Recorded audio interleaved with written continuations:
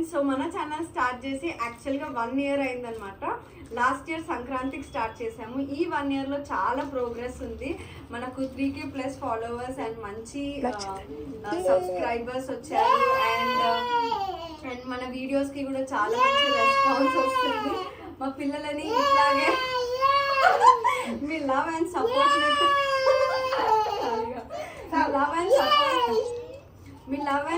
మాతో ఎప్పుడు ఇలాగే ఉండాలని కోరుకుంటున్నాము. Thank you so much. Next year వరకు మన ఛానల్ మానిటైజ్ అయిపోవాలని కోరుకుంటున్నాను.